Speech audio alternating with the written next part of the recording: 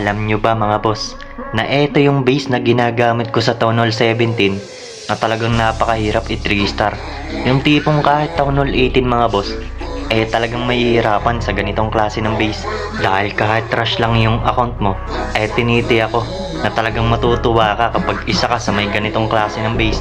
Dahil kapag napanood mo tong buong video mga boss, grabe. Kahit leader talagang matutuwa kapag isa ka sa may-ari ng ganitong klase ng base. Dahil nagulat talaga ako dito mga boss, nung biglang nag-chat yung leader namin dito sa clan. Tapos napasabi nilang dito si lead ng napakatibay daw ng base na gamit natin. Kaya lubos talagang natuwa ako dito sa sinabi ng lead namin. Kaya shoutout dito kay leader at sa mga kasama natin dito sa clan. Kaya sasabihin ko sa inyo mga boss, ang buong sekreto ng base na to. Bale, eto nga pala mga boss, ay isa sa mga pinakamatinding pang trap sa mga root rider, lalo na sa mga RCNB user. Dahil etong base na to mga boss, ay ginawa pa ng pro player pang laban sa mga matitinding labanan, lalo na sa mga matitibay umatak. Dahil eto yung klase ng base mga boss na talagang traps ang uubos sa buong heroes at troops ng kalaban. Kaya talagang napasabi ako dito ng grabe. Dahil tingnan nyo naman mga boss halos napakataas ng win rate dito nung nakalaban namin sa war. Pero kahit number 2 ng kalaban mga boss na Town Hall 18, talagang hindi na 3 star etong ganitong klase ng base. Halos 87% lang yung nakuha niya. Kaya sabi ko, ano bang meron dito? Dahil rush base lang naman yung gamit natin dito. Tapos pagtingin ko dito mga boss, dalawa na pala yung umatak sa base natin.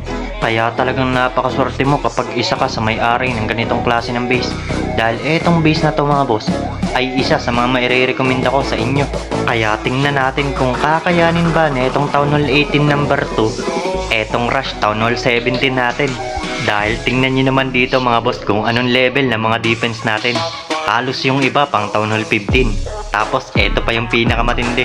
Halos lahat ng mga nasa labas natin dito, tulad na lang ng mga storage natin mga boss, ay hindi aabot sa mga max level. Pero yung troops dito ng Town Hall 18, grabe, halos nakamax na dito yung kanyang E-Dragons. Tapos eto pa yung isa sa mga pinakakinakatakutang spell dito sa Town Hall 18, etong totem spell. Pero tingnan nyo yung nangyari mga boss, ginamitan niya agad ng warden ability itong kanyang mga E-Dragon kasi napakasakit ng gitna niyan. Biruin nyo ba naman mga boss napapalibutan ng range spell etong mga Inferno Tower tapos Monolith. Kaya talagang isa-isang naubos dito yung kanyang mga E-Dragons. Tapos eto pa, nakaka-preheat dito yung Town Hall. At ang matindi pa dito mga boss, ay napakaganda ng pwesto ng ating clan castle. Dahil habang bumabanat dito yung mga Peter, binabanatan din ng mga bantay etong mga troops at heroes ng umatak. Tapos ang matindi pa dito ay habang binabanatan sila dito ng Town Hall, binabanatan din sila ng traps. Grabe, wala akong masabi dito sa base ng pro player. Dahil kahit akong mga boss, talagang napangiti habang pinapanood ko etong Town Hall 18 na talagang nahihirapan dito sa rush Town Hall 17 natin.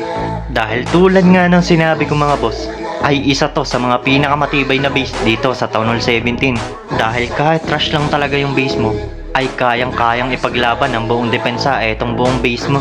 Kaya kung gusto mo nitong mga ganitong klase ng base mga boss, ay walang problema. Kasi ipamimigay ko lang to sa inyo ng libre. Kaya huwag niyong kalimutang i-like at i-share tong video natin. Dahil may ipapakita pa ako sa inyo mga boss, na talagang kahit naka-mirror natin dito, ay talagang nahirapan dito sa base natin. Pero take note lang mga boss dahil gumamit na dito ng hero potion at power potion tong umatak para lang i-3 star etong base natin. Kaya talagang kahit leader na kasama mo sa clan, ay talagang matutuwa sa'yo kapag eto yung isa sa mga base na ginamit mo. Dahil tingnan nyo naman mga boss hindi lang pala to pang anti-root rider, eto din pala ay pangontra sa mga E-Drag user. Dahil kahit pala mga E-Drag user mga boss, talagang mahihirapan kapag ganitong klase ng base yung isa sa mga ginamit mo. Dahil biruin nyo ba naman mga boss ibang klase naman yung attack na gagawin niya dito.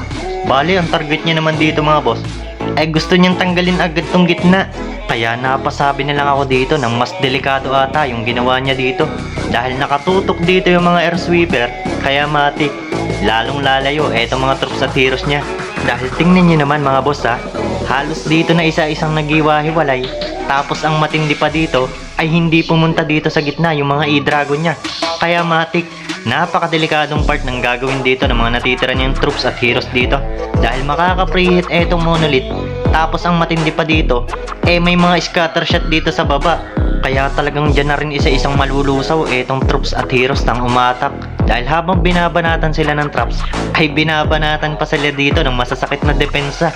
Ibang usapan talaga kapag mga professional player ang gumagawa ng base, na para bang inilalagay nila yung utak nila dito sa base dahil alam na alam ng mga pro player mga boss kung ano yung mga kahinaan ng bawat troops at kahinaan ng bawat heroes.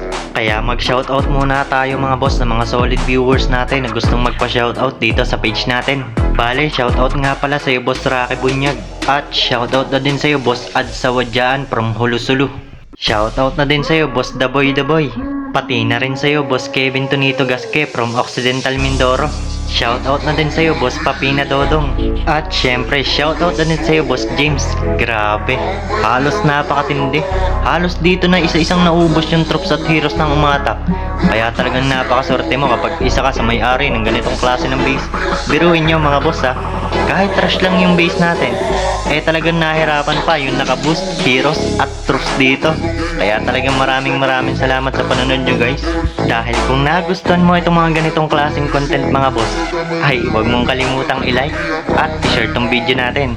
Dahil yan ang magpapatunay na talagang napanood mo yung buong video natin. Kaya maraming salamat sa suporta nyo mga boss.